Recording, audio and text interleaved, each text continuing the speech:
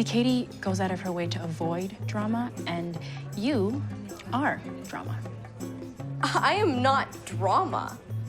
Ever since season 10, everyone has been saying this about Clare, and while when she explodes or feels intense emotions, she does do it with flair, simply calling her drama is not only an overstatement, but very untrue. I mean, have we not seen other characters be more or just as dramatic as her?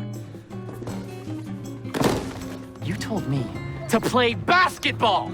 Yet, she's the drama character? The worst part of this to me is that I believe I know where this idea is coming from. Why even her classmates call her drama. Wipe away those drama queen tears and leave me alone. It's a false and harmful interpretation of a public culmination of the previous semester. I'm talking about the "Did you ever love me at all" blow up. Did 3 months mean nothing? Did you flip a switch and erase me from your memory? It took you a year to get over your ex! Did you ever love me at all? From this point on, everyone in the show would see her as someone who carries drama around like Wheels reminding everyone his parents are dead to justify his wrongdoings. Even the writers poke fun at this moment throughout the series. I'll admit, it is a funny meme. I enjoy seeing characters suddenly repeating such iconic lines in the most unlikely places. Did you flip a switch and erase me from your memory? Did you ever love me at all? I don't think the deputy mayor asked, did I flick a switch and erase you from my memory? Did you flick a switch and erase me from your memory? Did you ever love me at all? But what troubles me is when fans and characters alike use this as a reason not to take Clare seriously and even hate her as a person at times. Do not forget the context behind that scene. The whole previous year, Eli had her on an emotional roller coaster. Him avoiding Clare when they started developing a romantic spark, him constantly throwing himself into danger during the war with Fitz, him then sabotaging her efforts to end said war, his suffocating possessiveness thereafter, his frightening expression of his feelings for Clare that made her legitimately scared he intended to do something at school with the gun he left in his hearse, and then finally wrecking said hearse and injuring himself so she wouldn't break up with him.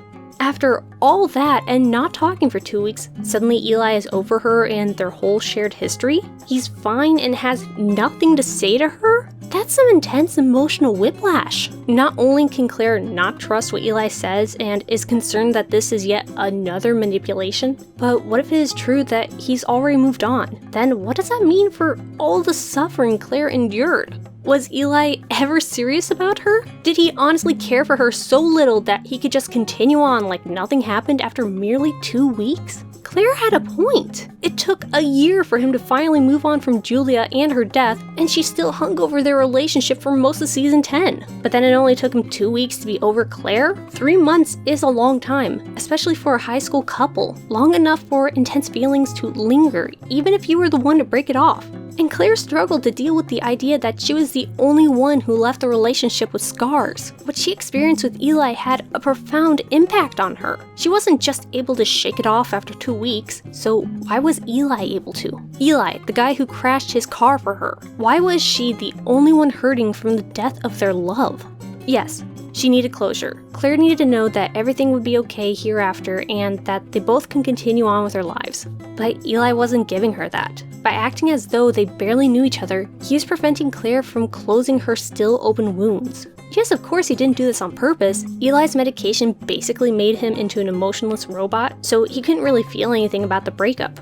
But Clare didn't know this until after the fact. Actually, she only learned this was so after she decided to give in to what everyone around her was saying and just move on. Sure, carrying forth towards a hopefully brighter future worked, but when Allie and Jake were telling her this, they either weren't recognizing or aware of what exactly the after effect of Eli's relationship with Clare was. They were dismissing her completely reasonable concerns for his sudden shift in emotions as they weren't familiar with what tends to follow as Clare had become.